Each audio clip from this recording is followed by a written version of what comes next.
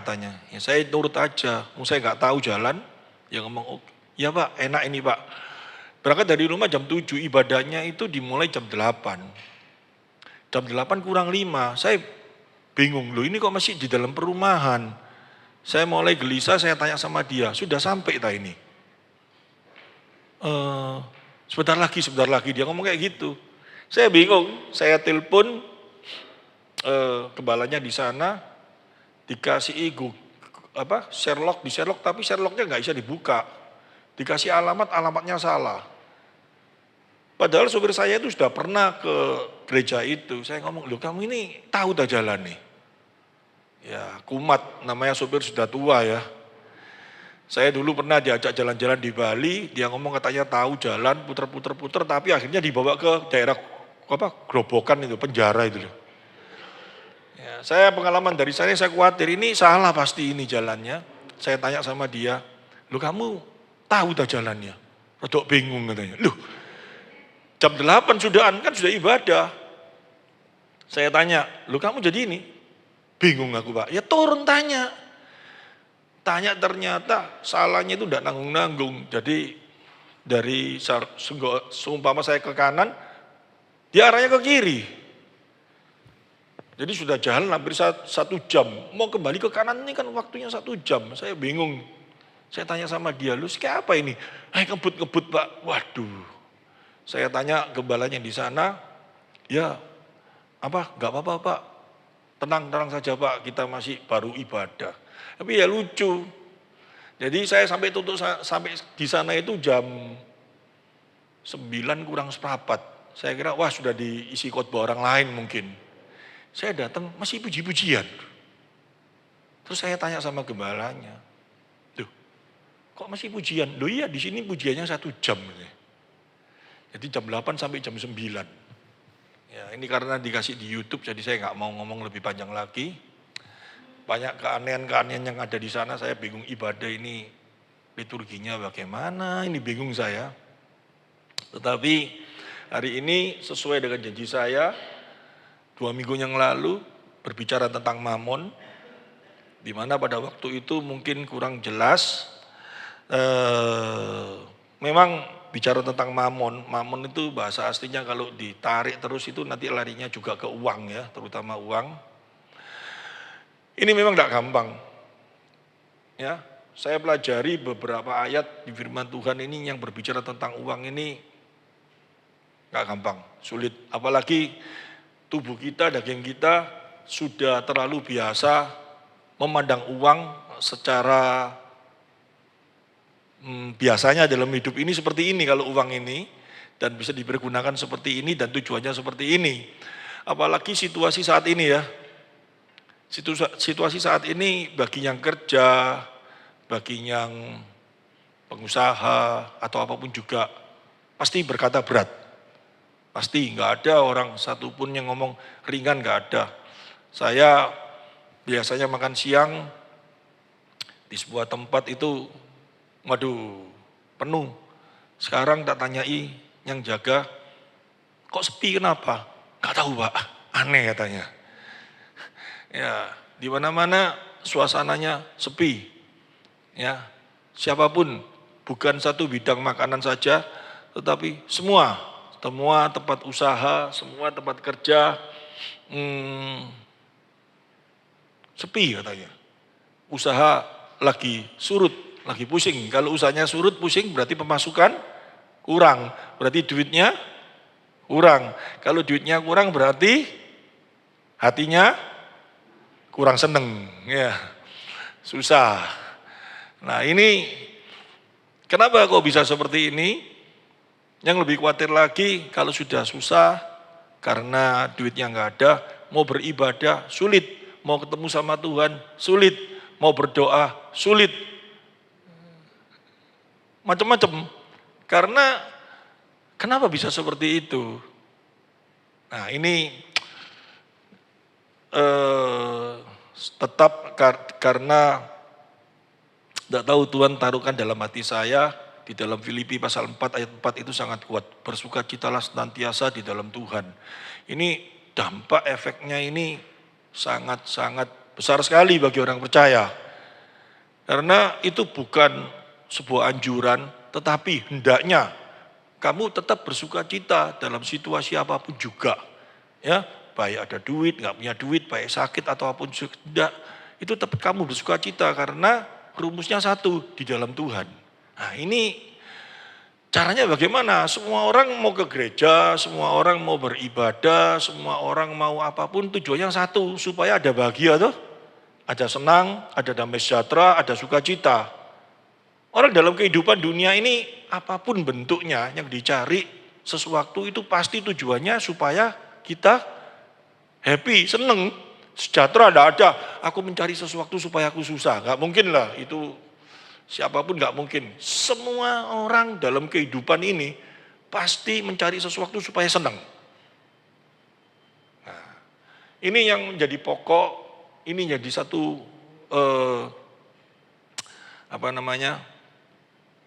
tujuan hidup kita. Senang, tidak bisa dipungkiri lah. Yang cuma yang jadi satu masalah, ibadah itu senang apa enggak? Ketemu Tuhan itu senang apa enggak? Kenapa kok seneng? Kalau ditanya, ketemu Tuhan itu seneng. Seneng. Kenapa kok seneng? Ketemu Tuhan itu rasanya kayak apa? Di dalam Tuhan itu rasanya kayak apa? Apa yang membuat kita senang dalam ibadah? Nah ini banyak pertanyaan toh dalam hati. Nah itu kalau gak bisa jawab, ya berarti senengnya cuma semu. Ngerti maksudnya ya? Ya nyanyi kita bisa senang. Engkau yang bertindak, rasanya apalagi kita pada waktu ada musuh gitu ya. Wah misalkan kayak si A ini, kurang ajar, aku mau ngelawan dia gak bisa. Sulit rasanya orang ini mau tak gebuki, mau tak apa kan.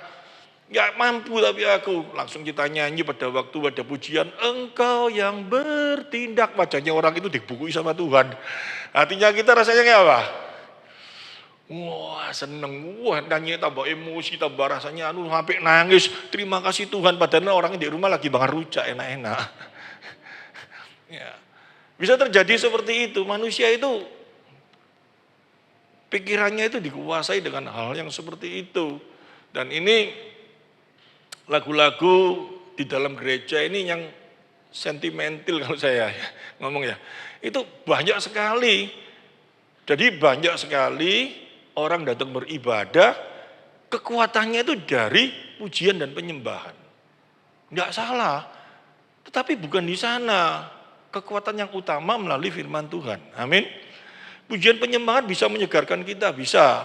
Tapi kekuatannya itu firman. Firman itu yang memberi satu dorongan kekuatan. Nah, kenapa firman itu memberi satu dorongan kekuatan yang sangat luar biasa? Perkataan Tuhan itu adalah sesuatu yang sangat dahsyat. Itu karena apa? Apa yang sudah diucapkan firman itu tidak sama dengan apa yang diucapkan oleh manusia. Bahkan ada sebuah teologi yang berkata apa yang kamu ucapkan itu adalah sesuatu yang kayak bisa terjadi dari mulutmu itu. Kayak mandi-mandio gitu kalau orang bersabda, kalau seseorang itu kalau berbicara itu pasti bisa terjadi. Nggak bisa. Kenapa nggak bisa? Hari ini ngomong ini, besok ngomong bisa lain lagi enggak kalau manusia.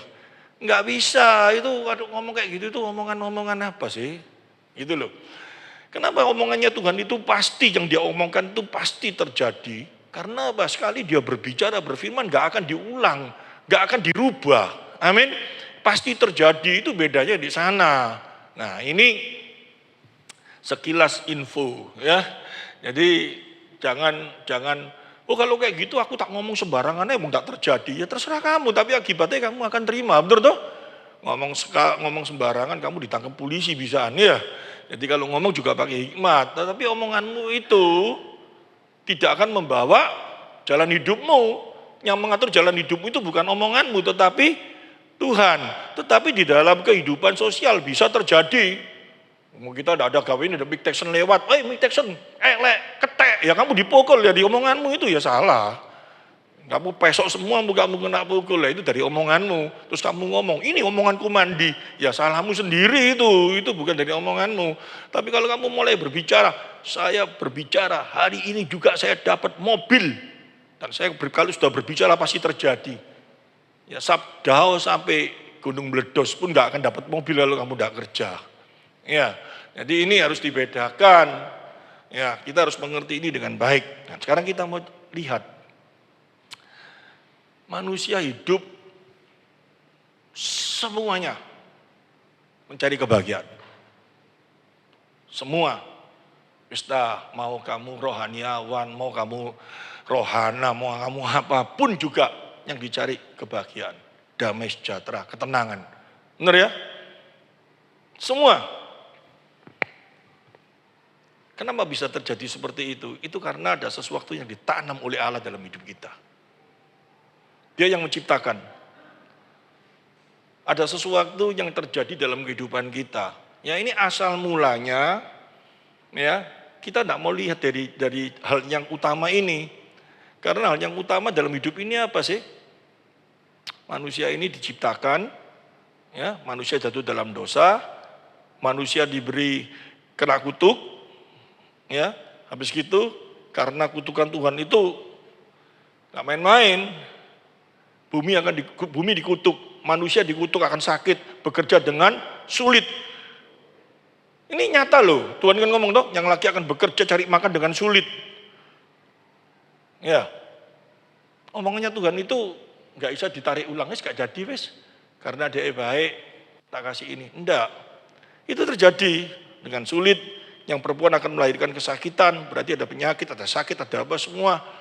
Ini kalau tanpa diberi anugerah umum, kesenangan yang bisa diperoleh oleh manusia dikasih anugerah, namanya anugerah itu sesuatu yang diberikan dengan cuma-cuma, umum, semua manusia yang kena kutuk itu, Tuhan kasih anugerah umum. Supaya manusia ada kesenangan. Ya, Tuhan kita ini baik toh. Seumpama kalau yang gak dikasih anugerah umum, yang ada cuma yang laki akan bekerja dengan setengah mati. Ya, dikatakan toh, di dalam Kejadian pasal yang keempat itu. Terus yang perempuan akan melahirkan dengan sakit. Terus apa lagi? Semua semak tumbuh-tumbuhan dikutuk. Semuanya seperti itu. Dan ini tidak dikasih anugerah umum. Manusia hidup di dunia ini rasanya kayak apa? Kita bayangkan itu. Semua cari makan itu sulit. Segala sesuatu yang ada dalam dunia ini yang mau dicari ini sulit. Gak bisa. Mau cari makan sulit, sembarang sulit. Sekarang aja mulai gak sulit, enggak. Ya, cuma ini jangan sampai digambarkan ini tanda-tanda akhir zaman. Aduh, sudahlah, jangan pikiran kayak gitu. Yang penting kita siap-siap. Ya, kena udara panas berapa bulan ini. Ini aja kalau saya pergi ke daerah Trawas itu, sawah itu kering semua. Karena apa? Airnya enggak ada. Air untuk mengalir itu kering semua. Ya, kemarin mulai hujan setengah jam. Saya tanya yang jaga di sana, kayak apa basah apa bos, airnya masuk di tanah hilang kabeh, kering langsung. Karena sudah berapa bulan kan kering. Sehingga kalau hujan cuma 1 jam itu masuk di gunung itu nggak ada beceknya itu katanya dia. Diserap set habis langsung. Pagi ini sudah kering lagi. Ya, saya bayangkan kalau seumpama hujan itu dikasih sama Tuhan, seluruh dunia ini 1 tahun cuma sekali, kira-kira cari makan itu sulit gak ya? Ya. Tetapi Tuhan itu begitu baik, dikasih anugerah umum. Ya, anugerah umum itu, wah, manusia dikasih hikmat. Kalau Tuhan hanya manusia menerima kutukan saja, manusia akan menderita, akan sakit gini-gini, tidak dikasih anugerah umum, tidak dikasih kepintaran, tidak dikasih cara bagaimana untuk menghadapi hidup supaya bisa ada sesuatu yang menghibur. Manusia bisa. Jangan sampai kita berpikir manusia bisa sendiri. Ya kamu berarti nggak percaya segala sesuatu datangnya dari Tuhan. Tuhan itu menciptakan manusia itu bukan kayak gini loh ya. Manusia tak ciptakan, cek, habis itu dilepas seperti binatang itu di bumi. Wes, kamu berupaya sendiri, aku tidak mikut-mikut, nek kamu jadi pinter-pinter, nek kamu jadi tidak bisa ya goblok ya mati. Tak jamin kalau Tuhan ciptakan manusia kayak gitu, manusia nggak akan berkembang biak. Untuk separuh mati pasti, bener gak? Nggak percaya, coba kita coba jadi Tuhan hari ini. Coba jadi Tuhan. Ya. Yang sederhana saja, binatang kita kita piara di rumah, anjing sama anak anjing kita kawinkan, habis gitu anaknya keluar, terus habis gitu kita biarkan saja, enggak kita supaya ini bisa anaknya dipelihara sama bukan orang tuanya ya, sama ya yang melahirkan itu. Mungkin anaknya keluar 3, yang mati bisa 1, bisa 2. Tapi kalau kita dorong, supaya dia akan hidup semua. Ya. Ini kita manusia yang pakai hikmat, binatang tidak ada hikmatnya, dia kan tidak ngerti.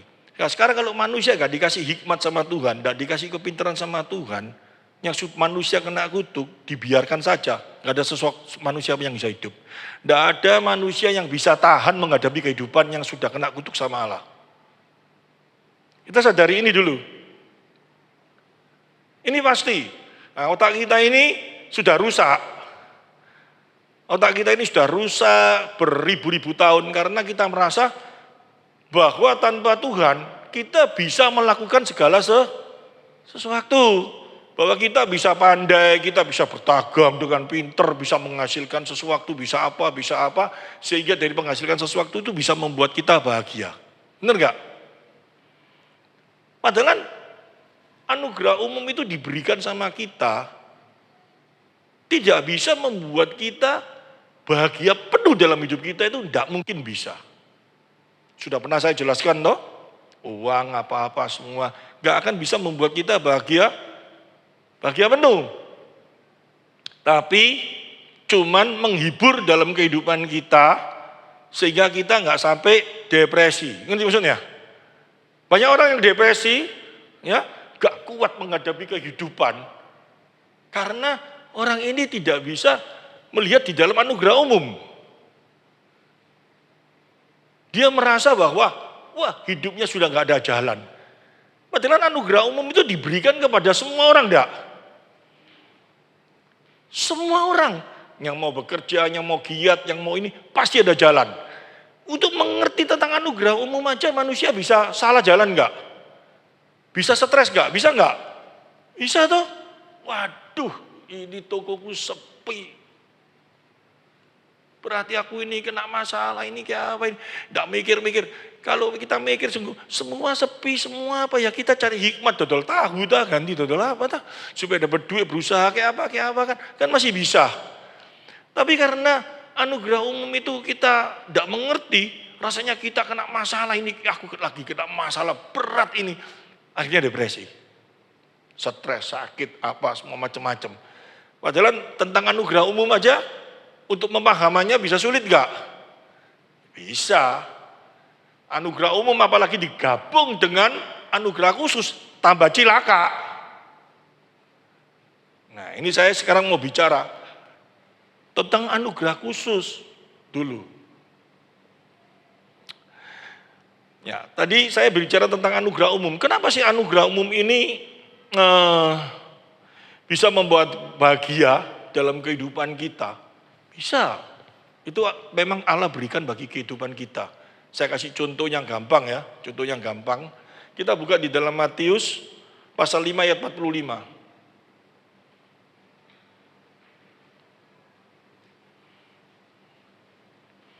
Pelan-pelan nanti kita selidiki, nanti kita akan tahu.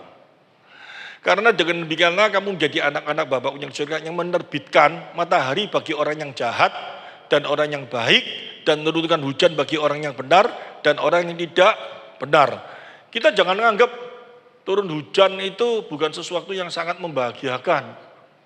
Ya kalau hujannya terus kita rasanya biasa. Kata turun hujan ini adalah sesuatu yang sangat membahagiakan pada waktu itu. Karena apa? Saya bisa bayangkan ya.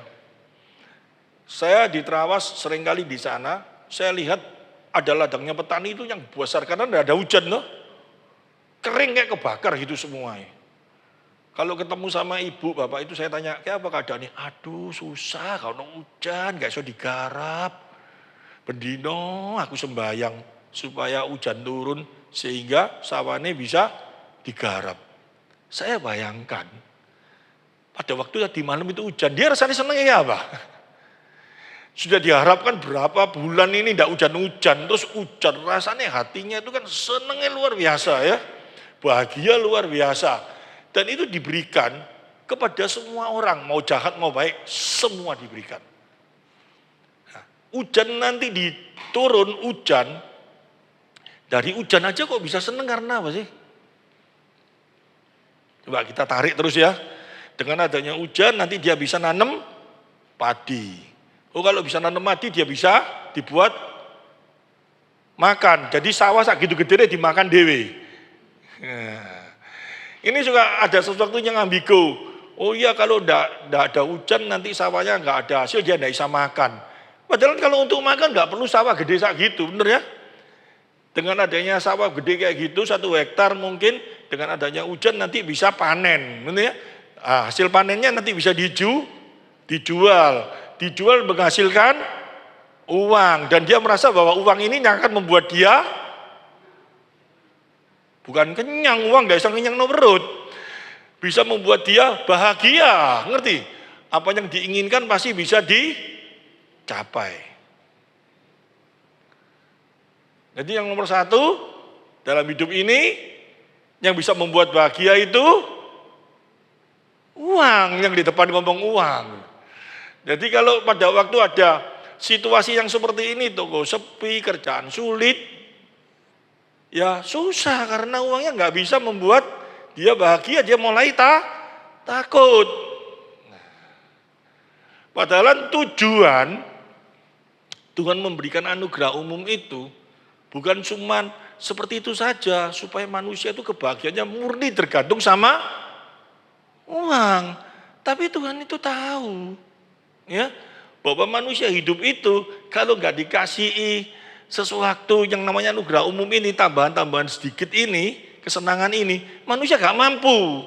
Tapi sumber kebahagiaan yang terutama itu bukan uang itu, tapi di mana melalui uang itu manusia hendaknya memuliakan Tuhan. Nah, sekarang kembali, yang membuat manusia bisa bahagia itu nomor 1 apa berarti?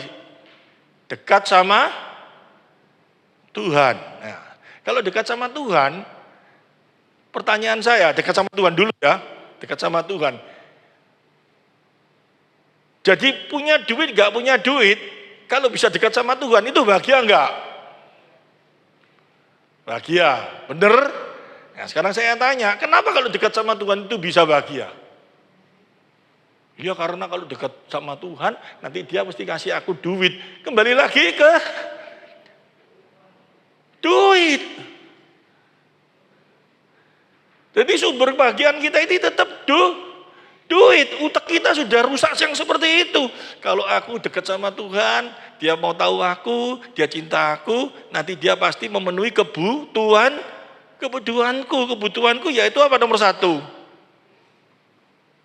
Makan itu datang dari langit atau harus pakai duit? Duit lagi. Nah, ini yang mau saya sampaikan. Angel, sulit karena sudah menjadi sesuatu yang mendarah daging. Seperti bangsa seperti bangsa Israel pada waktu di Mesir. Kehidupannya sudah menjadi satu kebiasaan, yaitu apa? Menyembah berhala. Menjadi satu kebiasaan, hidupnya bergantung dari berhala-berhala yang ada di Mesir itu. Sehingga dia ngomong toh, mau aku ikut kamu dengan satu tujuan, nanti sampai di sini dibuat mati kelaparan. Kalau cuma mau mati aja nggak usah ke sini. Di Mesir aja aku mati kan bisa. Wah, dia nggak ngerti ikut Tuhan itu tujuannya apa. Tuhan mau bawa dia itu karena apa? Untuk mengubah cara berpikir orang Israel yang sudah menjadi satu kebiasaan. Itu Tuhan, bukan Tuhan perlu, Tuhan tahu. 40 tahun diputar dulu. Itu pun kalau bukan kasih karunia, nggak bisa beres. Ngerti maksudnya? Bisa beres. Musa pada waktu diputar 40 tahun, itu Musa dilatih kesabarannya dan bergantung penuh sama Tuhan. Musa beres? Enggak loh. Pada waktu disuruh tidak ada air, Allah berbicara, pukulkan tongkatmu, nanti air akan keluar. Wah, Musa mukulnya dengan ngawur, emosi dipakai. Semua seolah-olah dia bisa membuat air itu dengan nama Tuhan, dengan dianya itu yang kuat, Tuhan marah sama dia. Jadi nggak bisa dirubah itu. Orang yang kayak gitu. Yang bisa mengubah itu hanya karena kasih karunia. Kasih karunia buktinya siapa? Pengikutnya Musa yang ngintip-ngintip itu siapa? Yosua. Yosua lebih hebat mana sama Musa? Kalau secara manusia, pasti jauh lebih hebat Musa. Ya toh? Tapi Yosua menerima kasih karunia. Yosua bisa sampai ke Kanaan. Dia ada satu keberanian, kemampuan, semua itu kasih karunia. Nah, itu namanya anugerah khusus. Tuhan berikan kepada orang tertentu. Amin. Gak semua orang. Bangsa Israel itu dikeluarkan dari Mesir itu 2 juta kalau dihitung kurang lebih. Yang bisa masuk ke Israel itu cuma berapa orang. Itu namanya anugerah khusus. Tuhan memberikan satu anugerah khusus bagi seseorang ini. Nah, sekarang kita dalam kehidupan kita. Ini yang harus menjadi cara kita berpikir. Dalam kehidupan kita sebagai anak Tuhan, kita menerima anugerah khusus gak? Apa itu anugerah khusus? Kenapa kita perlu anugerah khusus? Ini harus dimengerti dengan baik dulu. Baru kalau kita sudah menerima anugerah khusus dan kita mengerti anugerah khusus, segala beban, persoalan, mau sepi, mau apa, bisa membuat kita goyang, bisa membuat kita gelisah, khawatir, bisa. Tetapi kekhawatiran itu tidak akan membawa kita sampai depresi, stres sampai depresi, nggak bisa. Karena anugerah khusus sudah hadir dalam hidup kita.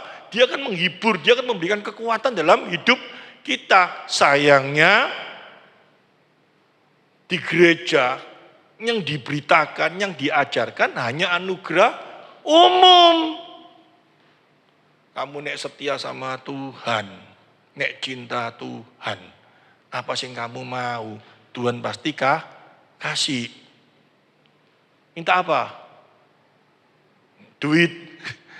Minta apa? Mobil. Minta apa? Minta apa? Pokok sungguh-sungguh sama Tuhan. Tuhan kasih. Itu terus yang ditepnong terus.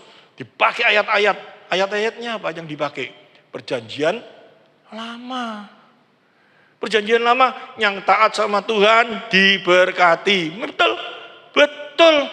Yang taat sama Tuhan, waduh, panennya berhasil. Yang gak taat, panennya gak berhasil. Itu yang dipakai terus. Kenapa kok kayak gitu? Bongkarlah kita sekarang ngerti. Perjanjian lama, Yesus belum turun di dunia. Allah belum datang sebagai manusia. Firman Tuhan belum ada.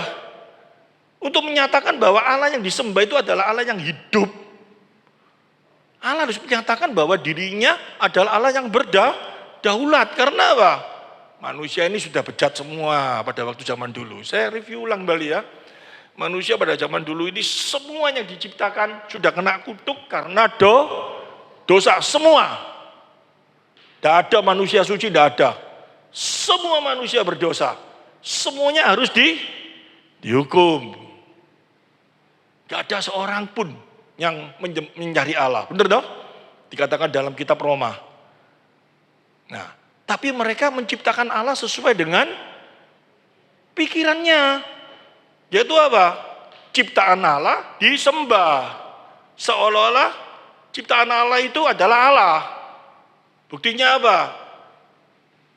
Ciptaan Allah yang paling besar saat ini apa? Tanaman. Kok yang disembah kok beringin? Beringin, bawahnya dikasih apa? Kembang. Ya toh? Cek no tuyuli makan kembang. Ya. Kasih kembang, kasih apa, kasih gini, kasih gini, kasih gini. Ya, ada gunung, datang ke Gunung Kawi, sembah. Ya, orang mati yang rasanya hidupnya suci, nanti bisa memberkati, disembah. Dan pada waktu itu, setan bisa tahu apa enggak otaknya orang kayak gitu? Tahu, yang datang kayak gitu, nyembah gitu supaya nyantol terus. Sama setan dikasih berkat enggak? Setan bisa ngasih berkat enggak? Bisa. Pada waktu Yesus dicobai, setan ngomong ya apa? Kalau kamu menurut aku, segala sesuatu yang ada dalam dunia ini sudah menjadi milikku. Aku berkuasa atas segala sesuatu. Dia ngomong kayak gitu, aku akan memberikan kepadamu. Itu maksud setan yang bojo. Yesus kalau gitu kan, bojo kamu. Kenapa setan itu kok berkuasa atas segala sesuatu yang ada dalam dunia ini? Kenapa? Karena dalam dunia ini sudah kena kutuk dosa. Dosa ada di dalam kuasanya. Sehingga dia mampu memberikan segala sesuatu itu karena sama-sama. Sesuatu yang tidak kekal. Dia bisa mampu berikan itu semua. Nah, manusia cari itu semua. Hebat-hebatan seperti itu. Allah pada waktu perjanjian lama untuk menyatakan bahwa dirinya itu aku adalah Allah yang berkuasa. Bukan seperti ilah-ilah itu. Orang yang dia pilih, orang yang dia tentukan, dia berkati, dia jagai. Orang-orang tapi syaratnya satu, harus setia sama dia. Harus melakukan perintahnya. Kalau nggak melakukan perintahnya, akan mengalami paceklik, akan mengalami kesengsaraan. Untuk menunjukkan bahwa dia adalah Allah yang hidup. Sehingga bangsa-bangsa lain yang menyembah kepada ilah-ilah yang tidak hidup itu, melihat bangsa Israel, wih, bangsa Israel ini benar-benar Allahnya hidup. Buktinya apa? Kalau perang, orang Israel paling cuma 100.000, lawannya 10 juta. Tapi menang gitu loh. Sehingga orang-orang bisa lihat, kayak Rahab lihat, aku takut kalau aku tidak mau menerima orang-orang Israel ini. Nanti aku takut sama Allahnya, karena Allahnya itu adalah Allah yang hidup. Nah itu pada waktu zaman perjanjian lama ditujukan seperti itu. Ini dipakai terus. Imannya iman yang seperti itu.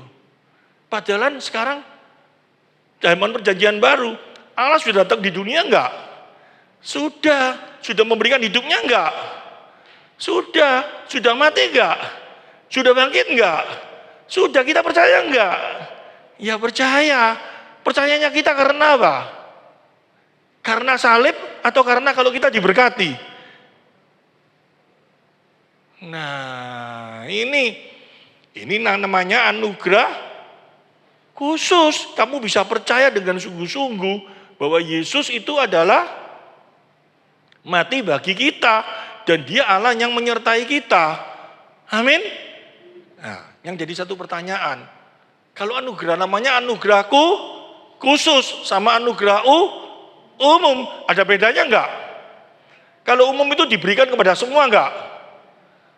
Wis mau orang model kecoak, model apa, pokoknya diberikan semua. Hujan ini loh, semua diberikan. Kalau anugerah khusus, namanya khusus. Kalau diberikan semua itu bukan khusus, itu umum. Kalau khusus itu diberikan hanya orang-orang yang apa? Dicintai, ya, dipilih.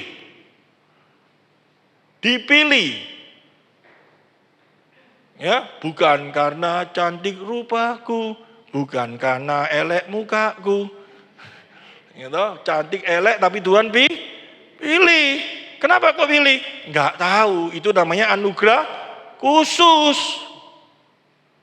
Nah, sayangnya kita ngerti benar-benar enggak bahwa kita menerima anugerah khusus itu. Cara mendeksinya kayak apa? Aku dapat anugerah khusus, aku sudah percaya Yesus, aku pasti menerima anugerah khusus. Tapi duitnya tidak ada dikit, susahnya setengah mati. Bahkan ngomong, aku lebih baik mati daripada hidup seperti ini. Loh, berarti hidupnya bergantung sama? Aneh loh manusia ini. Gitu? Katanya cinta Tuhan, katanya sudah menerima anugerah khusus, tidak ada duit, stres. Stresnya sampai depresi. Ditanyai kenapa? Ngapain aku hidup kalau kayak gini? Ngapain kamu hidup kalau susah kayak gini? Lebih baik kamu mati aja. Tapi katanya Ayub apa? Manusia senting, gitu. Mau yang baik saja, nggak mau yang tidak baik dari Tuhan, dari Allah. Ayub kan ngomong kayak gitu tuh. Nah, itu terjadi sama kita semua nggak? Nggak ngaku. Padahal bukan kayak gitu. Orang yang menerima anugerah khusus itu, ciri-cirinya kayak apa? Nah sayangnya, kalau kita memang benar-benar adalah orang yang telah menerima anugerah khusus itu, kita senengnya luar biasa. Kenapa seneng? Nggak tahu juga. Terus kenapa kamu jadi orang Kristen kalau nggak tahu ada sesuatu yang akan membuat kamu sukanya luar biasa itu nggak tahu. Sukanya itu cuma dibelok kalau dapat duit lagi, anugerah umum yang dikejar. Padahal yang terutama itu adalah anugerah khusus. Kalau anugerah khusus itu tidak semuanya orang mendapat. Kalau kita sudah menerima anugerah khusus itu, waduh. Apapun yang terjadi dalam hidupku, aku tetap cinta Yesus. Karena apa? Anugerah khusus itu tidak bisa gagal. Amin. Nah, ini dimengerti. Dan anugerah khusus itu bukan cuman kamu bisa percaya sama aku itu karena kamu tak pilih. Bukan gitu tok loh. Anugerah khusus itu disertai dengan sesuatu yang namanya khusus dalam hidup kita. Mulai lagi gereja muter balik. Kamu kalau terima Tuhan, sudah terima anugerah khusus. Kamu yang dulu miskin pasti jadi kaya. Amin. Kaya dengan kaya apa? Bukan duit. Ngomongnya duit lagi. Manusia kita terlalu bejat dengan duit. Ngerti? Kamu miskin akan jadi kaya. Kaya dengan hikmat Tuhan. Amin. Miskin itu berarti tidak mempunyai apapun juga. Kalau tidak terima anugerah khusus, kita tidak bisa menerjemahkan firman Tuhan dengan benar. Kalau tidak bisa menerjemahkan firman Tuhan dengan benar, menghadapi hidup ini, sengsara. Nah, anugerah khusus ini kerjanya kayak apa? Bagi orang percaya. Coba kita lihat lagi. Di dalam Roma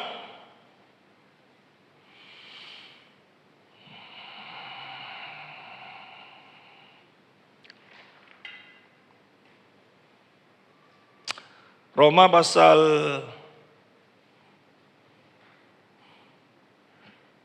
8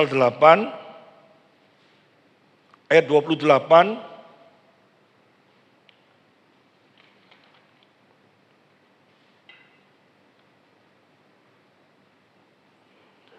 sampai dengan 35. Kita tahu sekarang bahwa Allah turut bekerja dalam segala sesuatu mendatangkan kebaikan bagi mereka yang mengasihi Dia. Kata mengasihi Dia ini dalam satu pengertian loh, harus saya tekankan terus loh ya. Mengasihi Dia ini dengan segala pengertian yang betul. Bukan orang yang datang kepada aku dan memanggil aku Tuhan, Tuhan, bahkan bernubuat atas namaku, melakukan mujizat atas namaku, itu orang mengasihi Tuhan. Bukan, karena dia itu lakukan semua karena mereka mencari keuntungan, benar ya? Tapi orang yang mengasihi ini, kita harus tahu, tidak ada seorang pun yang mengasihi Allah. Kalau orang itu bukan dipilih oleh Allah, tidak bisa seorang itu bisa mengasihi Allah dengan benar. Nah, tanda seorang yang mengasihi itu Allah itu bagaimana? Ini kita harus mengerti, bukan aku sudah melayani kok. Aku sudah benar-benar datang ke gereja, berarti aku mengasihi Tuhan. Belum tentu. Belum tentu, karena ada ayat yang berkata, apa? Bernubuat itu apa? Kayak saya ini loh, nyampaikan firman Tuhan, itu bernubuat. Melakukan mujizat, orang kakinya gini, diginiin jadi kenceng. Orang perutnya sakit, disebul jadi sembuh. Atas nama Tuhan Yesus, sembuh benar. Tapi Tuhan ngomong apa? Orang yang seperti itu, belum tentu. Terus orang yang kayak apa? Nah ini kita pelajari. Kita kan mau tahu loh, mau mendeteksi diri kita toh, bahwa kita ini adalah anak Tuhan betul apa enggak? Telah menerima anugerah khusus apa enggak? Kalau betul-betul menerima anugerah khusus, kita senang enggak? Senangnya luar biasa. Kamu ada masalah apa sih sekarang? gak punya duit. Wah, aku gak takut. Kok bisa gak takut karena apa? Asal aku kerja, Tuhan pasti kasih aku, pasti pelihara. Bener gak? Ada ayatnya. Karena aku adalah anaknya. Bener gak? Gak mungkin anaknya dibiarkan saja. Ayatnya mana? Coba kita pelajari. Kita tahu sekarang bahwa Allah turut bekerja dalam segala sesuatu untuk mendatangkan kebaikan bagi mereka yang mengasihi Dia. Yaitu bagi mereka yang terpanggil sesuai dengan rencana Allah. Nah, ini kalau kita benar-benar dipanggil sesuai rencana Allah, artinya apa? Kita adalah orang pilihan Allah. Menghadapi apapun juga saat ini, mau ekonomi sulit, mau apa, tidak apa-apa, karena Tuhan bekerja. Aku tahu sekarang Allah turut bekerja dalam segala sesuatu. Ini pun seizin Tuhan enggak? Ada maksud Tuhan yang baik dalam hidupku. Amin. Ini kita pegang dulu. Iya Tuhan, tapi wis nemen Tuhan. Biasanya aku nyekel duit loh, duit lagi ini. Biasanya depositoku itu 1 bulan itu paling enggak itu ada 1 M. Sekarang itu Tuhan tak 1 juta loh Tuhan. Ini apa aku bisa sedang Tuhan? Nanti kita belajari pamon.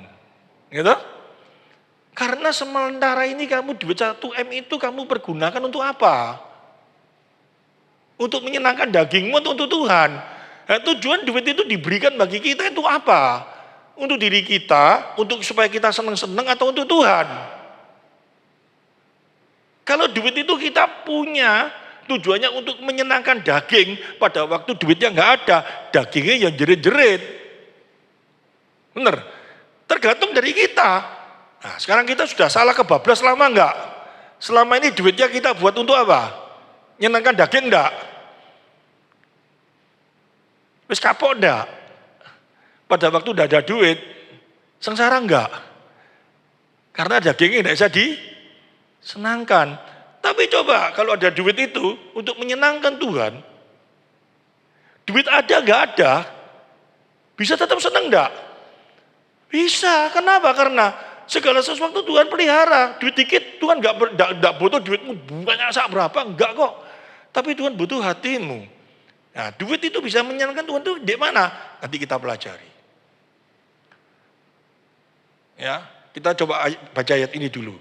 Mereka yang terpanggil sesuai dengan rencana Allah, 29.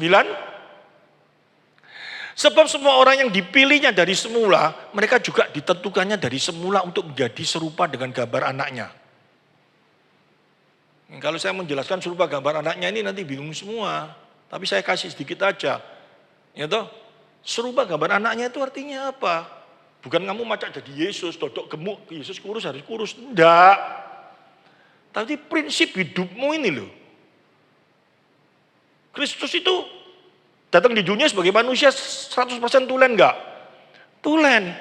Dia datang di dunia itu prinsip hidupnya itu apa? Allah dimuliakan dalam dirinya. Benar gak? Bapa dimuliakan dalam dirinya. Roma pasal 12 ayat 1. Oleh karena itu persembahkanlah hidupmu sebagai persembahan yang hidup yang kudus. Dibaca tok tapi kita tidak mau berusaha untuk seperti itu. Terus kita mau seneng, gak akan bisa. Hidupmu tetap kecepet sama duit. Angel. Angel namanya nugrah khusus. Tidak semua orang dapat. Ya ini gara-gara gereja Efrata jemaatnya tidak bisa banyak. Karena yang jelaskan anugerah khusus. Kalau saya jelaskan anugerah umum. Dan saya ajarkan tentang anugerah umum. Penuh ini semua. Karena yang dicari tetap duit. Tapi yang di gereja ini yang diajarkan. Bagaimana hidupmu itu bagaimana. Yang menomor-satukan Tuhan dalam hidupmu. Saya teruskan. Serupa dengan gambarnya supaya ia anaknya itu menjadi yang sulung di antara banyak saudara. 30. Dan mereka yang ditentukannya dari semula mereka itu juga dipanggilnya. Dan mereka dipanggilnya mereka juga dibenarkannya. Dan mereka yang dibenarkannya mereka itu juga dimuliakannya. Luar biasa enggak? Kalau kata dididi berarti yang melakukan siapa? Tuhan. Dan mereka yang ditentukannya berarti kita bisa percaya Kristus, kita bisa datang, itu siapa yang lakukan? Tuhan. Dipanggilnya Tuhan, kita yang dipanggil. Dibenarkan, jadi benar, Tuhan yang berkarya. Dan mereka yang dibenarkannya, mereka itu juga dimuliakan nanti pada akhirnya. Dimuliakan itu bukan harus jadi wakil presiden. Ya, bukan harus jadi presiden atau raja. Paulus itu dimuliakan enggak? Kepalanya putus tapi dia dimuliakan. Kenapa? Pada saat dia di dunia, semua orang percaya, mengakui bahwa iman Paulus adalah iman yang luar biasa. Amin. Ya, kita coba teruskan. 31. Sebab itu apakah yang akan kita katakan tentang semuanya itu, jika Allah di pihak kita, siapakah yang melawan kita? Yang tadi itu loh. Kalau Allah sudah lakukan itu semua dalam hidup kita, siapakah yang melawan kita? Ini yang penting. Ini penting. Ini tandanya bahwa kita benar-benar sudah di dalam pihak Allah. Artinya di pihak Allah itu berarti kita itu adalah orang-orang yang telah menerima anugerah khusus. Siapa yang akan melawan kita? Coba, terus. Ia yang tidak menyayangkan anaknya sendiri, tetapi yang menyerahkannya bagi kita semua. Bagaimanakah mungkin ia tidak mengaruniakan segala sesuatu kepada kita bersama-sama dengan dia? Mengaruniakan itu artinya apa?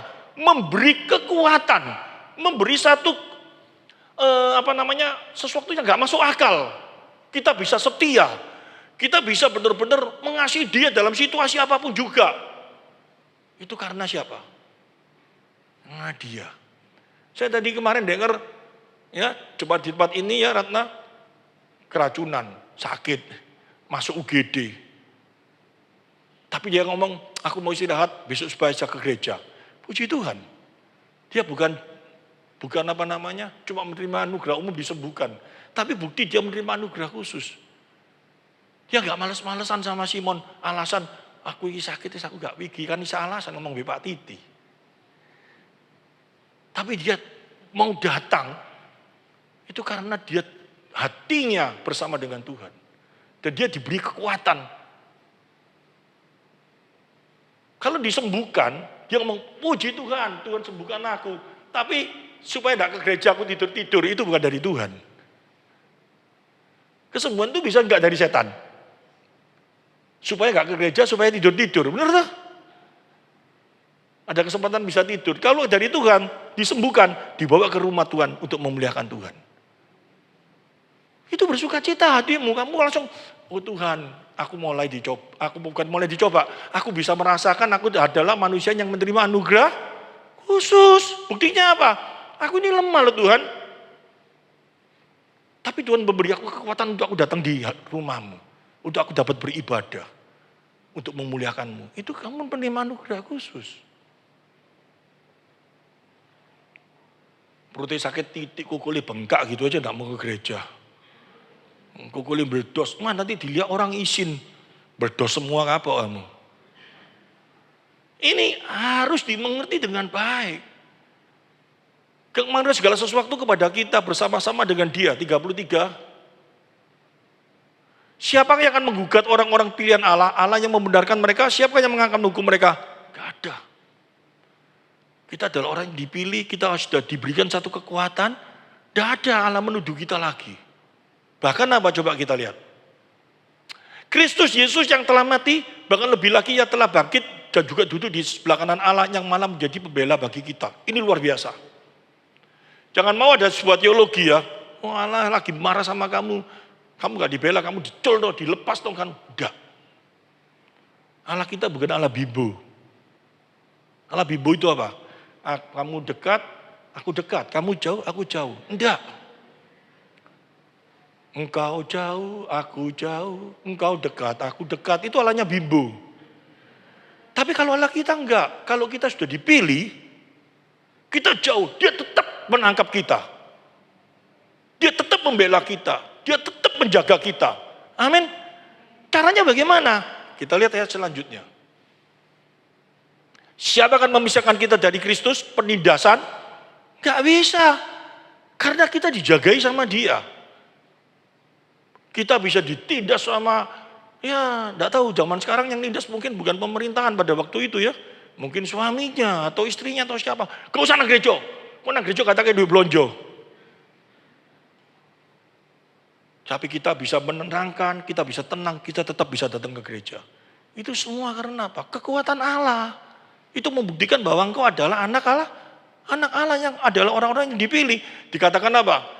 Penindasan, kesesakan, penganiayaan, kelaparan, ketelanjangan. Bukan kita muda, bukan. Ketelanjangan itu menunjukkan apa? Seperti Rasul Paulus. Sampai uangnya habis. Sampai apa? Tapi dia tetap setia sama Tuhan. Itu karena apa? Karena Allah turut bekerja dalam hidupnya, memberikan kekuatan kepada dia. Hari ini mungkin duitmu dulu 1 M, sekarang tinggal 1 juta. Kalau kamu mulai goyang dan kamu mulai jauh sama Tuhan, kamu bukan orang yang menerima anugerah khusus. Tapi kalau sampai hari ini situasi mungkin kamu sakit, mungkin kamu mengalami sesuatu yang paling tidak enak, uangmu makin sedikit, tapi kamu makin cinta sama Tuhan, itu menunjukkan bahwa engkau adalah orang pilihan Allah. Dan hendaknya itu membuat kamu sukacita. Amin. Karena enggak semua orang menerima anugerah khusus itu. Hanya orang-orang yang dipilih oleh Allah tadi itu loh. Kalau kamu dipilih Allah, dipilih presiden aja, dipilih jadi wakilnya, bakal wakilnya Prabowo aja gempar semua. Kita ini loh dipilih oleh Allah, menjadi anak Allah. Kok kita enggak gempar sendiri gitu loh. Gak gempar karena apa? Kita ragu-ragu, aku benar-benar dipilih apa enggak? Datang di gereja, gak disalami aja, wis kadang gereja. Ngomong-ngomong dipilih Allah, dipilih genderuwo kamu. Dipilih Allah bukan kayak gitu. Penganiayaan, kelaparan, ketelanjangan, bahaya atau pedang. Tetap coba kita lihat. Seperti ada tulis engkau oleh karena kami ini semua. Nanti ayat 30 sampai 39. Engkau pemenang. Bahkan lebih daripada pemenang. Tidak ada sesuatu yang bisa mengalahkan kita. Karena Allah yang bekerja dalam hidup kita. Lah sekarang kita introspeksi. Waduh, tuku sepi, pusing aku. Kamu pusing terus enggak?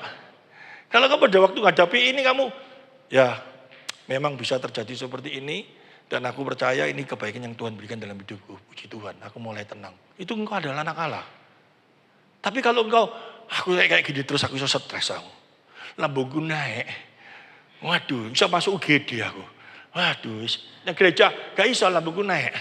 Tuh kok sepi rame aku gereja. Kamu anak setan. Langsung saya poin seperti itu. Situasi apapun juga tidak akan menggoyangkan kamu. Itu kamu adalah orang pilihan Allah. Dan kamu menjadi anak Allah. Anak terang. Amin. Ya. Karena apa? Ya, kalau saya mau ini terus nanti 2 jam. Tidak semua orang itu dipilih. Tidak semua orang menerima anugerah itu. Anugerah itu begitu besar, begitu luar biasa. Kenapa begitu luar biasa? Semua orang harusnya dihukum. Karena dosa dikatakan. Semua orang harusnya mati dihukum kekal. Masuk neraka, dihukum kekal. Sayangnya, Tuhan kau tidak mau kasih sesuatu contoh gitu loh. Orang yang sudah dihukum kekal di neraka gitu loh ya. Sehingga orang itu mikir, di neraka itu benar-benar dihukum soro. Nggak gitu toh. Cuma dikasih contoh di Alkitab Lazarus sama orang kaya itu loh. Orang kaya yang saking lain minta air setetes saja nggak ada di neraka itu loh. Sehingga ada saya baca koran kemarin ada pada waktu yang lampau ada seorang mafia masih muda mati. Dia ngomong kalau di neraka nanti dia takut ditawur orang, jadi peti matinya itu dia minta diisi senjata sebanyak mungkin supaya nanti di neraka dia bisa perang katanya. Itu masuk di YouTube itu. Saya mikir iki apa teologi ini orang ini. Di neraka itu siksaan itu modelnya kayak apa? Orang tidak ngerti. Bahkan ada hamba Tuhan ngomong di neraka itu nanti siksaannya seperti apa? Tangannya yang curi dipotong. Nek dipotong lah wis, gak disiksa lagi lah. Enggak, nanti habis dipotong keluar lagi, terus dipotong lagi. Loh nek dipotong keluar lagi gak susah, potongan terus keluar terus aja. Gitu. Saya pernah debat sama orang kayak gitu. Ya, ilatnya dipotong, kakinya dipotong, tangannya dipotong, tapi orangnya nanti disiksa sebentar. Loh kan sudah dipotong semua kan, dia disiksa lagi, siksa kekalapan sudah dipotong semua. Nanti dia akan keluar lagi. Oh kayak gitu, ayo masuk neraka bareng-bareng karena kita main culapan, bener gak? Dipotong keluar, potongan, enggak apa-apa keluar terus. Kayak kuku, gitu. Padahal disiksa di neraka bukan kayak gitu, firman Tuhan ngajarkan. Orang berteologi salah lagi, di surga itu emas, permata, perak, wah, lantainya dari emas. Wah luar biasa senengnya, goblok kamu. Di surga itu yang larang itu tir. Aspal itu loh larang di surga, karena apa? Nggak ada. Mau emas itu di mana-mana ada kok. Nggak ada harganya. Yang mahal itu apa? Aspal. Cari lagi ke dunia. Padahal di surga dikatakan, surga emas permata luar biasa. Itu untuk menunjukkan apa? Surga itu penuh dengan kemuliaan Allah yang tidak bisa digambarkan dengan segala sesuatu yang ada dalam dunia ini. Yang paling mulia dalam dunia ini apa? Emas, permata, perak. Tetapi di surga itu bukan seperti itu. Jauh lebih mulia daripada emas, permata. Mau sok ngomong di surga itu luar biasa. Tanahnya kayak lontong. Yuk kita tidak mau ke surga. Sesuatu yang mulia, emas, permata, perak semua. Tetapi di sana jauh lebih indah, jauh lebih luar biasa. Nah, neraka itu apa siksaannya? Disiksa yang tidak pernah berhenti. Batin kita, tubuh kita yang tidak pernah. Siksaannya modelnya kayak apa? Enggak tahu. Tapi yang pasti ada satu siksaan yang tidak bisa kita bayangkan dalam dunia ini. Kalau di neraka itu siksaannya yang sudah terbayangkan di dunia ini, enggak takut. Karena banyak orang yang senang sekarang ada ada orang yang aneh itu mulutnya dijual-jual pakai apa? Jarum. Mau kayak dijual-jual jarum orang-orang golongan yang aneh-aneh itu. Dia di surga nanti disiksa kayak gitu, dia ngomong ini mode. Ya toh? Tubuhnya ditendai semua pakai jarum sak tubuh semua, ilatnya dipotong. Kayak ular itu aja tuh. Di neraka digitukan, dia ngomong, ayo aku di dunia aja sudah kok. Dibakar tubuhnya, ada yang senang tubuhnya tidak ada kayaknya dibakar, itu orang yang aneh-aneh itu. Ada. Tapi kalau kamu di neraka disiksa, siksaan itu tidak ada di dunia ini. Tetapi kamu akan mengalami siksaan yang kekal. Bentuknya kayak apa? Enggak tahu. Tapi yang jelas jauh lebih sakit, jauh lebih sengsara. Kamu diluputkan dari itu. Karena apa? Kristus. Dia mati di kayu salib. Dia memberikan hidup bagi kita. Supaya kita memperoleh kehidupan kekal bersama dengan dia di surga. Amin. Itu kamu bisa dapat karena anugerah khusus. Sayangnya sudah jadi kebiasaan kita, kebahagiaan kita itu bukan kita menyelidiki apakah aku benar-benar menerima anugerah khusus itu. Tapi yang dikejar itu apa? Anugerah umum. Anugerah umum itu bisa diperoleh zaman sekarang itu dengan cara duit, mamon. Nah, sekarang ini bahasan masuk tema tadi itu kayak ini bahasan masuk khotbahnya. Apa itu mamon? Apa sih itu mamon? Mamon itu apa sih? Duit toh. Duit itu tuh apa sih? Nah, sekarang kita kayak gitu. Duit itu bisa membuat kita bahagia. Bisa. Tapi kebahagiaannya itu sekarang kayak apa? Kalau kemarin cuma saya ngomong 10%, nanti dibandingkan dengan ini. Tapi kebahagiaan sekarang bukan seperti gitu. Bagian Tuhan, duit itu bisa membuat kita bahagia. Bisa. 100%. 90% enggak. Caranya bagaimana? Dengan adanya duit, kita muliakan Tuhan. Roma pasal 12 ayat 1. Itu harus pakai duit enggak kalau dalam dunia ini? Persembahkanlah tubuhmu sebagai persembahan yang hidup, yang kudus di hadapan Tuhan. Itu adalah ibadahmu yang sejati. Ini melingkupi segala sesuatu kehidupan enggak? Pakai duit enggak ini? Mosok persembahkanlah tubuhmu sebagai persembahan yang hidup, yang kudus di hadapan Tuhan.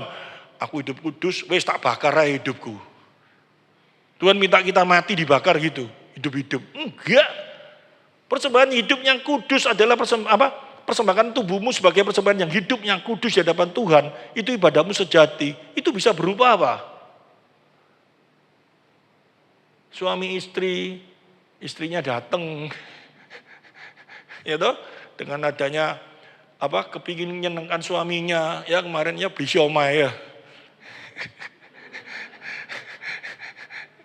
Ya, beli siomay itu pakai duit enggak? Masa, Pak, aku kepingin nyeneng suamiku, jaluk siomay nih. Enggak bisa toh. Pasti pakai duit toh. Bener enggak? Ya, beli dikasihkan, kena masalah. Pada waktu masalah, dibawa ke dokter, pakai duit enggak? Ke dokter itu tujuannya apa? Supaya sehat, supaya bisa memuliakan Tuhan. Semua diarahkan Tuhan. Pakai duit enggak? Duit itu kalau kita ada duit, ya, saya enggak ngajari ini, saya bukan jadi anti duit tuh, ngerti maksudnya? Tapi duit bukan segala-galanya. Duit itu bisa dipergunakan untuk hal yang baik, juga bisa dipergunakan hal yang tidak baik. Yesus pun ngajar kayak gitu kok. Pergunakan duit itu untuk memuliakan Tuhan. Jadi kamu jangan malas. Aku hidup sederhana, enggak punya duit, enggak apa-apa. Itu orang stres. Frustasi. Kamu harus optimis jadi anak Tuhan. Aku bekerja, bagaimana aku bisa memperoleh apa yang ada di dunia ini dengan apa yang aku punyai untuk memuliakan Tuhan. Tapi benar loh, bukan untuk memuliakan dirimu sendiri. Aku harus mencapai seperti ini. Dengan adanya ini aku bisa memuliakan Tuhan. Caranya kayak apa? Aku kalau ada duit anakku tak sekolah. No. Kalau dia sekolah pinter, nanti bagaimana dia bisa memuliakan Tuhan. Semuanya diarahkan Tuhan. Dengan adanya duit, aku bisa punya ini. Dengan adanya ini, bagaimana ini bisa tak pakai untuk memuliakan Tuhan. Itu senang. Nah, sekarang kita lihat. Semua itu perlu kecerdikan enggak? Perlu kepandaian enggak? Untuk dalam hidup ini kita perlu cerdik enggak? Untuk kita dalam Tuhan itu kita perlu cerdik enggak? Dalam Tuhan itu, anak Tuhan itu bukan anak gobloi, lu ngerti maksudnya? Wis pokok ikut Tuhan, ya Tuhan terima kasih. Aku gak perlu hikmat, aku cuma cinta kamu, aku pokok ibadah. Enggak. Tuhan ajari kamu, bagaimana kamu bekerja. Bagaimana kamu jadi terang. Bagaimana kamu menjadi seorang yang luar biasa untuk memuliakan aku. Masa, orang itu luar biasa. Itu anak Tuhan luar biasa. Dia gak kerja, dia gak di rumah, dia sembahyang toh orang kirimi makanan terus. Anak tuyul itu. Ojo-ojo dia punya ilmu ngepet itu, tak tahu apa itu. Anak Tuhan bukan kayak gitu. Anak Tuhan itu, wah dia luar biasa. Dia bekerja, dia sungguh-sungguh dan dia bekerja bersama Tuhan. Akhirnya dia bisa mencapai ini dan dengan apa yang dia capai, Tuhan ditinggikan. Itu anak Tuhan. Kita lihat coba di dalam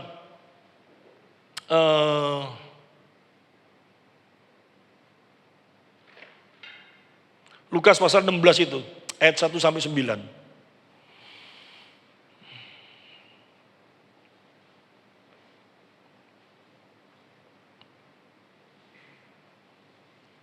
Kita baca ini cepat aja ya, karena waktu ya. Dan Yesus berkata kepada muridnya, ada seorang kaya yang mempunyai seorang bendahara, kepadanya disampaikan tuduhan bahwa bendahara itu menghamburkan uang miliknya. Terus singkat cerita, bendahara ini mau dipecat. Sebelum dia dipecat, dia pakai hikmat dengan cara menggunakan uang itu. Notabene uang itu toh, orang yang utang 10 disuruh bayar 8. Orang yang utangnya 3 disuruh bayar 1. Dengan satu tujuan, supaya nanti dia dikeluarkan, orang-orang itu kan utang budi sama dia. Sehingga dia tidak akan mengalami kelaparan. Nah Tuhan itu ngomong. Nah, kita baca terus. Sebab engkau tidak boleh lagi bekerja sebagai bendahara, terus cepat. Kata bendahara itu di dalam hatinya, apakah yang akan harus ku berbuat? Tuanku memecat aku dari jabatanku. Bendahara mencakul, aku tidak dapat, mengemis aku malu. Jadi dia ini punya hikmat toh. Cerdik toh. Nah, terus coba kita lihat. Aku tahu apa yang akan aku berbuat supaya apabila dipecat dari jabatanku sebagai bendahara ada yang akan menampung aku di dalam rumah mereka. Terus cepet ini terus. 5, 6, 7, terus 8. Ya, lalu Tuhan itu memuji bendahara yang tidak jujur itu. Karena ia telah bertindak dengan cerdik. Sebab anak-anak dunia ini lebih cerdik terhadap sesamanya daripada anak-anak terang. Orang ya, dikatakan ya. Orang yang bukan anak Tuhan aja untuk hal yang sifatnya yang tidak kekal. Tidak kekal toh, Mamon itu. Berusaha dengan cerdik, yaitu menghadapi dunia ini. Dia berusaha dengan segala cara menggunakan duit itu loh. Duit itu dipergunakan dengan segala cara supaya dia bisa hidup di dunia yang tidak kekal ini. Dengan mengandalkan duit yang sifatnya cuma tidak kekal itu. Dia berusaha. Kita ini loh. Yang benar-benar harusnya mengerti bahwa kita ini telah menerima anugerah khusus. Kita ini benar-benar telah menerima kasih karunia-Nya. Kita benar-benar telah menerima anugerahnya yang begitu besar. Apakah anugerah khusus yang sudah kita diberikan dalam hidup kita ini, benar-benar kita selidiki dan kita sudah pergunakan dalam hidup ini?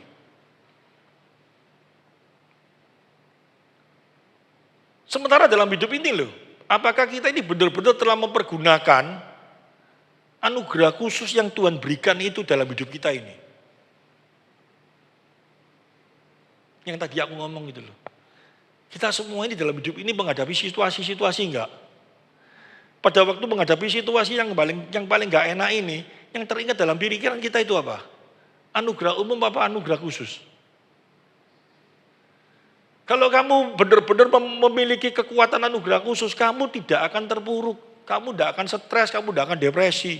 Karena kamu tahu, Roma 8 ayat 28 itu, benar-benar Tuhan akan melakukan segala sesuatu dalam hidupmu. Karena apa?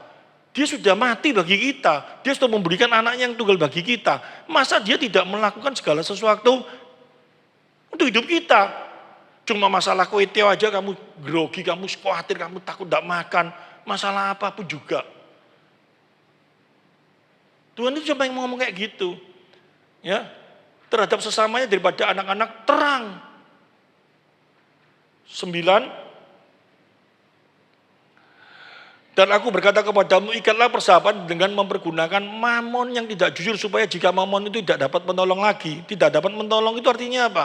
Mamon ini sifatnya tidak kekal. Kamu diterima di dalam kemah abadi.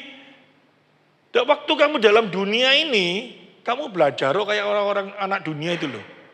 Untuk supaya dia bertahan hidup, dia mempergunakan mamon yang sifatnya gak kekal itu. Untuk supaya dia bisa bertahan hidup di dalam dunia ini yang sementara ini.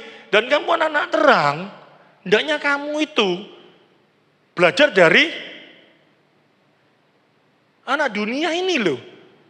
Pergunakanlah segala sesuatu yang kamu miliki dalam hidupmu ini sebagai anak-anak terang itu dengan benar, supaya nanti pada waktunya kamu tidak bisa mempergunakan yang sifatnya mamon yang coba tidak kekal ini, ya. Kamu sudah diterima di dalam kemah abadi. Artinya apa? Kamu pasti menerima kesukacita dalam Dia. Yang mana itu sudah diberikan di dalam hidupmu sesungguhnya. Ya, yang paling gampang itu gini loh. Kita itu sebetulnya firman Tuhan itu, sebetulnya ya firman Tuhan ini sudah sedemikian lamanya, sedemikian luar biasanya Tuhan ini memberitahu kepada kita. Kamu itu adalah orang tebusanku. Kamu itu adalah orang yang aku kasihi. Kamu itu adalah biji mataku. Kamu itu adalah orang-orang yang aku rela mati bagi kamu. Semuanya telah kuberikan bagimu. Tapi kita itu responnya kayak apa? Nggih, itu toh loh. Ngerti maksudnya?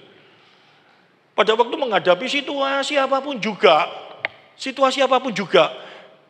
Kita malah tidak mempergunakan itu senjata itu. Yang kita pergunakan apa? Anugerah umum itu loh. Nah Isa ini dasarnya nyelamat aku. Yang bisa membuat aku seneng ini duit, mamon ini. Padahal mamon itu sifatnya nggak kekal. Ya kalau kamu itu bukan anak terang, kamu yang anak terang, kok kamu dasar secerdik anak dunia itu yang bisa menggunakan mamon yang tidak jujur itu untuk menghadapi hidup yang sifatnya sementara itu. Karena mamon itu kekuatannya hanya sifatnya sementara, nggak kekal. Sedangkan kamu orang-orang yang sudah menerima kekekalan di dalam Dia, gak pernah mempergunakan. Ngaku enggak sekarang? Kalau kayak gitu, bayaranku naik aku gak seneng. Seneng loh. Tokoku rame gak seneng. Seneng loh. Karena setiap apa yang kita peroleh, tujuannya untuk Tuhan dimuliakan. Waduh ya eman Rek memuliakan Tuhan. Kamu pikir kamu itu kalau memuliakan Tuhan itu pasti kamu harus nyumbang gereja. Enggak lah, itu cuma ajaran gereja yang sesat. Itu kesesatan lagi. Waduh kalau kamu kepikir diberkati. Kalau kamu dapat untung 10 juta, berarti 1/10-nya harus kasihkan gereja. Kalau kamu dapat untung 1 miliar, berarti 100 juta kasihkan gereja. Jemaatnya akhirnya kayak apa? Hitung-hitungannya apa? Mamon lagi, bener gak? Padahal PB itu sudah tidak seperti itu. Saya gak anti perpuluhan loh ya. Tapi perpuluhan itu jangan dimengertikan seperti itu. Dalam kehidupan kita sebagai anak Tuhan. Kita menerima berkat Tuhan, kita menerima segala sesuatu dalam kehidupan ini. Kita makin luar biasa, berkat kita makin luar biasa. Bisa kita pergunakan untuk orang-orang di sekitar kita. Kalau kita mau kasihkan gereja, bisa dipergunakan untuk supaya nama Tuhan dimuliakan. Tapi kalau gereja dikasihi, tujuannya gereja sekarang bisa macam-macam enggak? Bisa. Ngecek coba. Gereja dikasihi, terus kuasai uang terus. Bukan dipergunakan untuk pekerjaan Tuhan. Dia ngomong dipergunakan untuk pekerjaan Tuhan. Kerjaan Tuhan yang mana? Oh misi. Pergi ke pulau-pulau. Dan di sana kayak apa? Selfie. Gratis gak bayar. Ngajak anak istri, ya seneng. Mau makan kuliner. Nama Tuhan dimuliakan apa?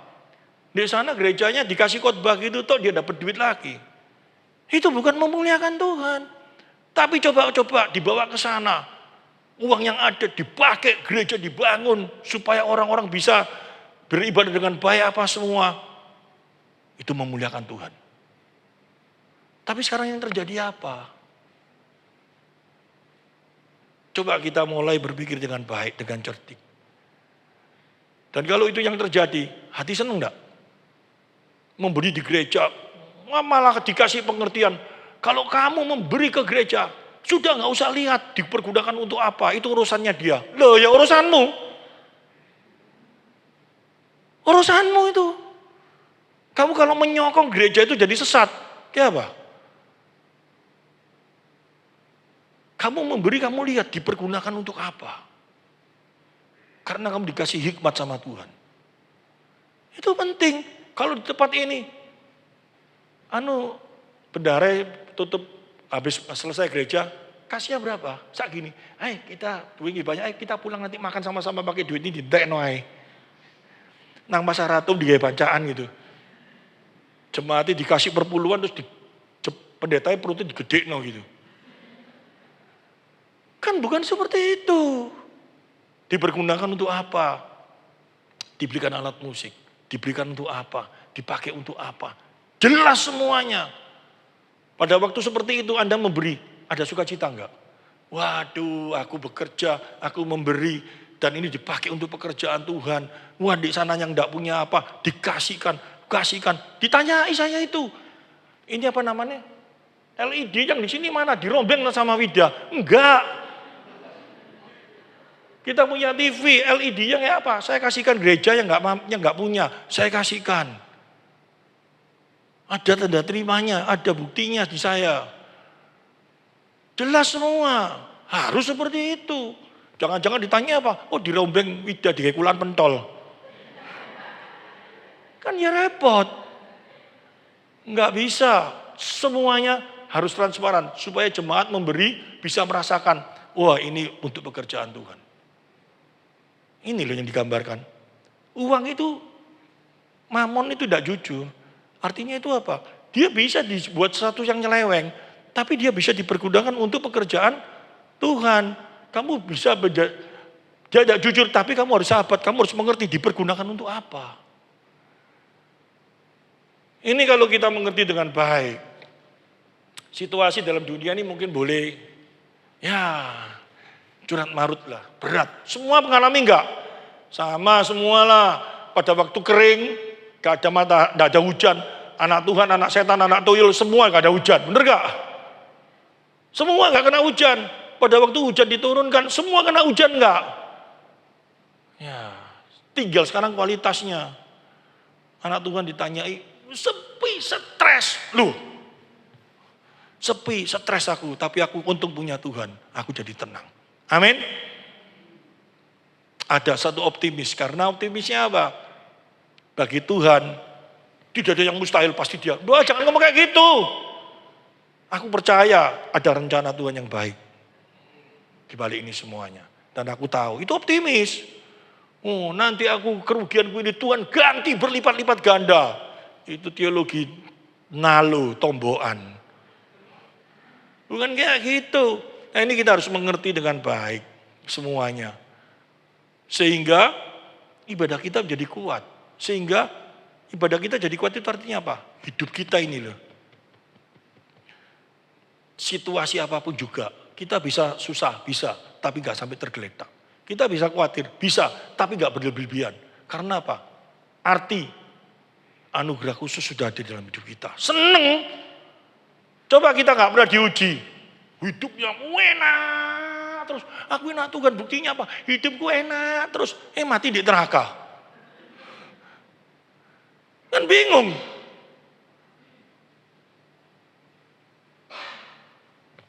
Tapi coba kalau kita, dalam kehidupan kita.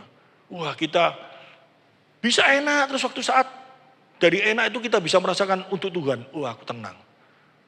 Mungkin kita mengalami kehidupan yang seperti Paulus. Didera 39 kali kurang sekali. Tapi kalau itu untuk Kristus, aku gak khawatir, aku gak takut. Imanmu gak sampai seperti itulah. Dodok didera sekali aja gak mau. Tapi Tuhan tahu. Ya, setiap orang Tuhan tahu kualitasnya iman. Setiap orang Tuhan tahu kemampuannya. Kalau kamu anak Tuhan, makin kamu mengalami satu hal yang sangat berat dalam hidupmu. Tapi kalau kamu makin tetap setia, bahkan kamu tetap di dalam Dia, bersukacitalah. Kamu mungkin bisa jatuh dalam dosa. Sampai luar biasa jatuhmu. Seperti siapa? Petrus. Benar gak? Bahkan Petrus sampai menyangkal loh. Tapi akhirnya dia tidak seperti siapa namanya Yudas. Dia berusaha. Yudas itu berusaha untuk menebus dosanya dengan kekuatannya. Dengan cara apa? Menggantungkan dirinya. Hebat loh itu. Kalau secara manusia, benar gak? Tanggung jawabnya luar biasa deh, merasa malu, wis aku membunuh diriku. Wih, sakti loh itu. Luar biasa tuh. Tapi dengan kekuatannya sendiri, itu bukan menunjukkan anak Tuhan. Tapi Petrus, dosanya luar biasa. Dia menyangkal, dia malu. Tapi dia sadar hal itu. Dan dia mau mengaku di hadapan Tuhan. Dan Tuhan tebus dia. Ini satu hal yang indah. Hari ini kau dosanya kayak apa? Sedalam lautan, semerah darah. Tapi kalau kamu mengaku sama Tuhan, itu membuktikan bahwa kamu adalah anak Tuhan. Membuktikan kamu adalah orang-orang yang menerima anugerah khusus. Anugerah khusus itu luar biasa, namanya anugerah khusus. Gak perlu kamu tebus sendiri, gak perlu kamu usahakan sendiri. Asal kamu tahu dan kamu mengaku dan kamu menyadari. Itu adalah orang-orang yang menerima anugerah khusus. Senang tuh. Ini yang namanya Injil. Ini yang harus diajarkan di gereja. Kamu pulang dari tempat ini. Ekonomimu langsung berubah? Enggak. Saya enggak janji seperti itu. Bisa makin terpuruk, bisa makin luar biasa. Yang penting sekarang kamu sudah ada pegangan dalam hidupmu. Yaitu apa? Pengharapan yang kekal. Datang ke gereja harapannya apa? Wah nanti aku sungguh-sungguh besok buka toko. Waduh rame langsung. Sepi tambah lemes, tambah lemes, tambah lemes. Besok datang ke toko mau sepi, mau rame. Aku tetap tenang. Karena aku adalah orang pilihan Tuhan. Ya, ayo kita tundukkan kepala.